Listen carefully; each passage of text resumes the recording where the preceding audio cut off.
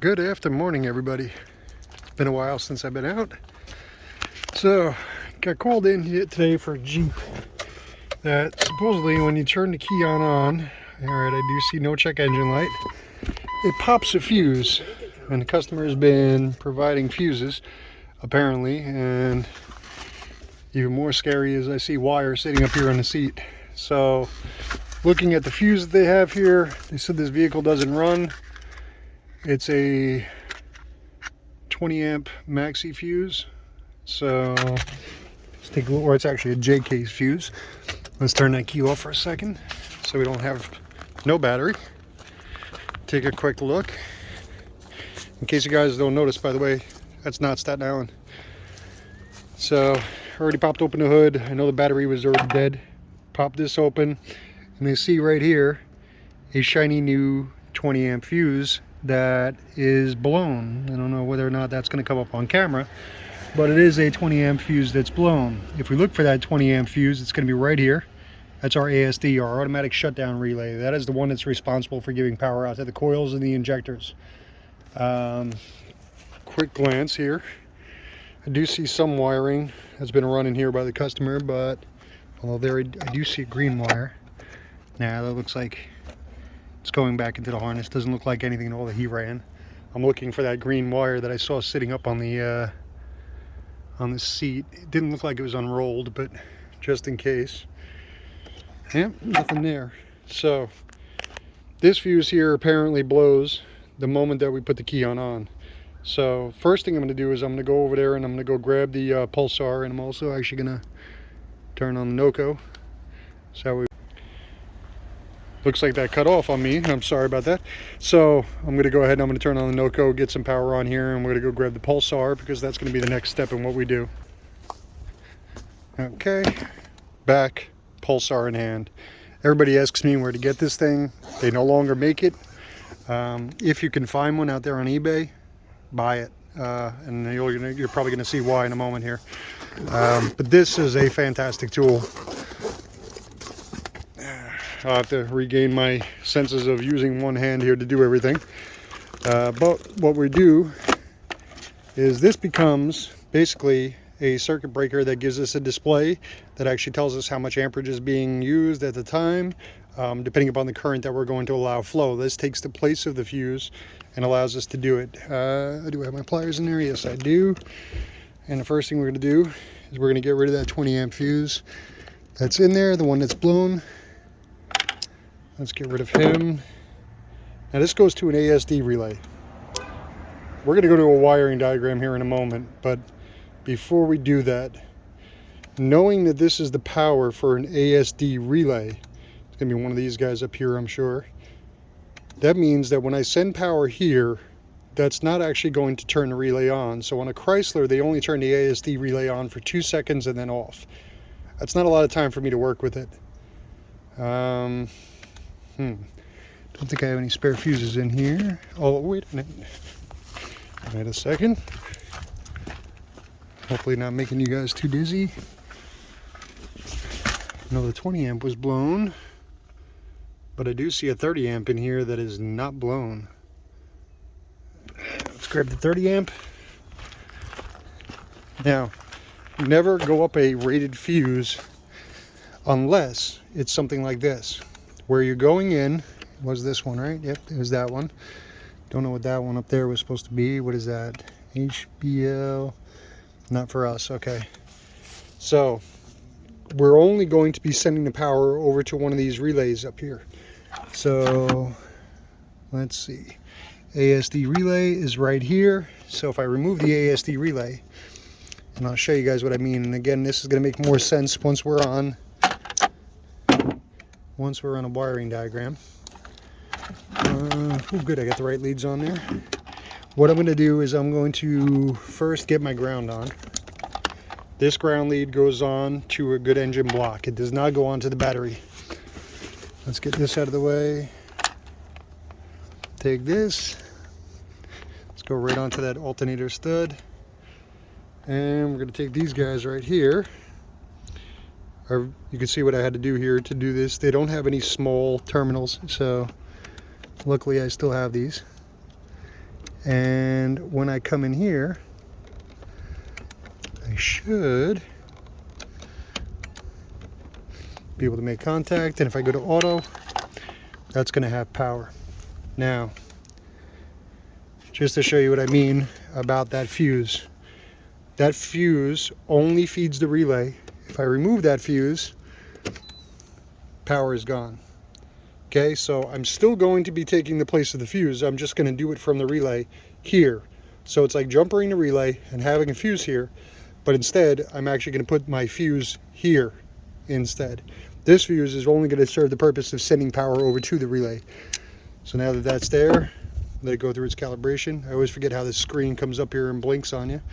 But what you do is you turn the dial in the amperage that you want. And in this case here, we're only going to go to 15 amps, even though it's a 20 amp rating. But I just want to know, hold down the button. I want to know whether or not this thing is drawing a ridiculous amount of amperage. So I'm only drawing 0.1 amps right now. So technically right now this truck might even start. Truck, Jeep, whatever you want to call it. I don't want to get yelled at in the comments.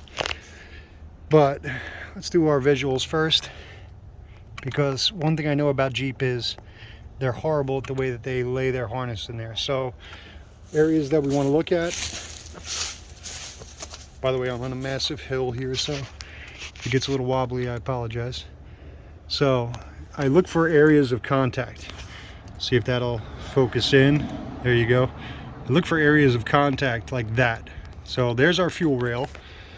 Here's our injectors right down here. So those are our injectors. And that harness looks to be running under. So it is not the one that's touching the fuel rail over here. Doesn't mean it's not the one that we're looking for, but our injectors are over there. Now our coil is going to be on the opposite side, right down there, and it's a coil pack that runs all the way across. So I'm thinking already, just at a first glance, that I don't see anything really that stands out to me. I see this over here, but what I'm not going to do is touch it yet, right? I don't want to move that yet because I don't have the problem. The problem is not present at the moment. Now that key inside, we turned it off. What are we thinking? Let's turn that key back on. And now see what our amperage draw is. Still minimal. About an amp. Alright, that's fine by me. Let's take a look over here for where that coil runs. That harness that, oh, what am I seeing down there? See if I can't get you guys in what I'm seeing. Now that looks suspect to me. Bare wires rubbing right up against the short corner area of that cylinder head where it looks a little bit sharp. Let's move it. This I'll move. Oh, there you go. I don't know if that came up on camera. I don't think you guys can see the spark, but there was definitely a spark there. Let's try that again. There you go. And when it pops, hopefully I caught that there, it said pulse. Pulse is the whole idea, right? So it's like a circuit breaker. It's controlled. It won't ever go above 15 amps, even at peak. But it sat there and it actually caught what was going on. Geez, I didn't think it was going to be this easy of a fix. See if we can get it to go again. Right there. So right now, oh, it even reset. Nope, there we go. So it's at 1 amp. I'll try to keep you guys on the screen here as I move it one more time. And there's that pulse. All right. So we've already found our issue. We've already located what's going on. I know the lighting is terrible here, but that harness that's laying up against the side of the block is our issue. I'm going to take those wires out. It doesn't look like they're out of any loom. It doesn't look like they're, I mean, maybe the loom, you know, deteriorated down to the point where there's nothing left, but looks like they're actually hanging where they should be. So in a case like this, if this is your own vehicle and you're working on your own Jeep, when you take this out and you repair the wires, let's see if we can see them back there. Yeah, I can see where it's been rubbing through. Let's see if I can get you to see what I see. Zoom. Right there. So, if you can see that, I'll try to get you in even a little bit closer. Right there is where it's rubbing through. And mind you, we're in North Carolina now, so not the kind of corrosion that we would expect. If we were in New York, this would probably be rotted right off. But that's our point of contact. If this is your own vehicle, I would strongly advise, and you're doing this same kind of repair, go out and get like a heater hose. Cheapest heater hose you can find there from the parts store. And what you can do is split it down the middle. So picture it like this. You're gonna cut a hose here and use this rubber as a wraparound. So that way you can actually give yourself a little bit of a positioning there so where it doesn't touch up against the block. Well, hope that helps everybody. And again, keep it simple, right? The visual inspection gets you through 90% of what you need. It's not about this tool. The tool itself is fantastic. It gives us a direction to go in. And if you want to hang around after this here, I'll probably do, maybe I'll do an Ivan bonus footage of what the wiring diagram looks like. But that wire, just to say by the way, goes, looks like it goes down to cam sensor, and it definitely feeds back up there and goes into the plug for the coil at the very, very back over here. So that is the plug for the coil, so that makes perfect sense like we said originally. All right. Thanks for watching, and if there's bonus footage, well, blame Ivan. Okay, bonus footage. Blame Ivan. So, what we have in front of us here is the wiring diagram for that Jeep. Now, this up here, this fuse number 9, I'll move my mouse, hopefully that'll come up okay. Fuse number 9 right here is going to be that ASD fuse that we originally went out to. That is the fuse that I jumpered it with a 30 amp fuse for a moment. If you look, it gets battery power all the time and then comes down through the fuse and goes two different ways. One is it sends a power that comes down here to the PCM, and that's an all the time power. That's our backup memory power. Then over here we have another power that comes down and goes down to the automatic shutdown relay load side, right? So this is our coil side, the side that actually does the activation. So our PCM turns it on and off. As you can see there, it sends its own power and ground to it. And then over here is our load side. Apparently I'm right next to a train, so sorry if that comes through. So as the power comes down over here, I needed to keep power across this here so we could actually do our test. I couldn't go inside there and cycle the key and get us our 2 seconds that we needed in order to actually do the test.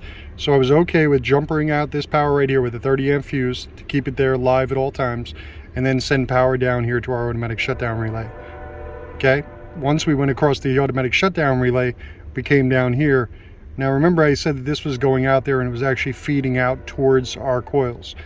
If you look closely here, you have a splice number. See if I can get that to focus a little bit better. That's splice number 101. If I were to follow that, it says 8W10-13. Boy, I can't get that to focus in at all. You'll have to take my word for it. It goes out to 8W10-13. What 8W10-13 means, if you look up here, each and every Chrysler diagram always has a number. If I come back into electrical OE and I look for wiring diagram index, I should have something that goes up to 8W10-13. Let's see, what did they do with it today? Electrical OE, system schematics. Is that where they hit it? Nope. Well, look at that. They may have made a fool out of me. They don't have it on this one. 8W10, well, that should usually be something that's going to be power ground distribution. Let me go back a moment. And we'll get out of powertrain management. That's what I did wrong. Diagrams, electrical OE. And in this case here, we're going to go down to power and ground distribution.